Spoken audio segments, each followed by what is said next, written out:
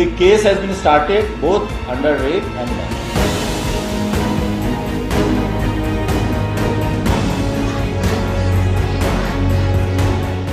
दोनों आंखों से, मुंह से और गुप्तांग से बहता खून, टूटी हुई गर्दन, शरीर पर जगह जगह चोट के निशान, गालों, ओठों और गर्दन पर चबाने के निशान और अर्धनग्न हालत में हॉस्पिटल के सेमिनार हॉल में बेसुध पड़ी एक लड़की।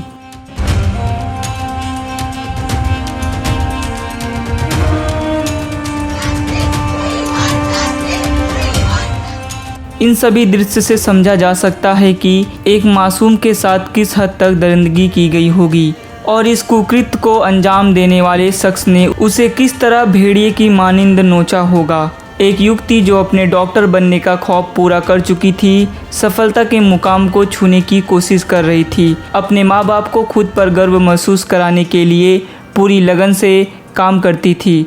वह लड़की जो पश्चिम बंगाल के कोलकाता में आरजी कर मेडिकल कॉलेज में बतौर ट्रेनिंग डॉक्टर अपनी सेवाएं दे रही थी। रात की ड्यूटी में तैनात वह लड़की आधी शिफ्ट पूरी करने के बाद खाना खाने गई, फिर उसके बाद थोड़ी देर आराम करने के लिए अस्पताल के सेमिनार हॉल में चली गई। लेकिन उसे क्या पता था कि वह वहां से कभी बाहर नहीं आ पाएगी। सेमिनार हॉल से जब लड़की सुबह तक बाहर नहीं आई तो कोई सेमिनार हॉल में उसे देखने के लिए गया और जिसने भी सबसे पहले पीड़िता को देखा उसकी रूह कांप गई।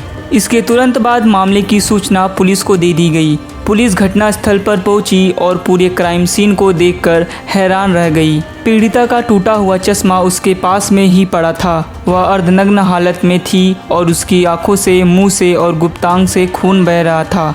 पुलिस के अनुसार पीड़िता की गर्दन की हड्डी भी टूटी हुई थी। सिर से लेकर पैरों तक जगह जगह चोटों के निशान थे। हवस की ऐसी भूख कि जितना ज़्यादा हो सकता था उसे उतना तड़पाया गया। घटना के समय पीड़िता ने खुद को कितना बचाने का प्रयास किया होगा, इस बात से साफ समझा जा सकता है।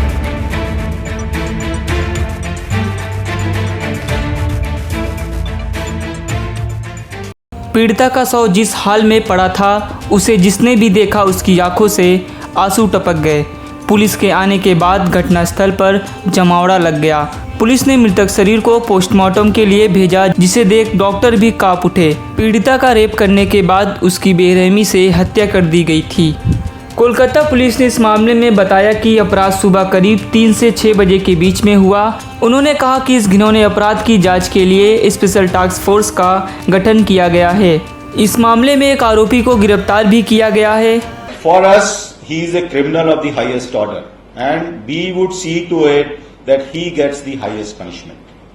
And it is just the beginning of the investigation. यदि और किछु थाके, obviously we are collecting more and more evidence, we are examining more people, एवं यदि किछु further थाके, we will let you know. इस घटना के बाद कोलकाता के लोगों में गुस्से का उबाल आ गया। स्टूडेंट्स, डॉक्टर और तमाम लोगों का प्रदर्शन चल रहा है। लोगों ने कहा कि ऐसे में कोई भी माँ बाप उनके बच्चों को अस्पताल में नाइट ड्यूटी के लिए क्यों भेजेगा। जब खुद सुरक्षित रहेंगे तभी तो मरीजों का इलाज कर पाएंगे।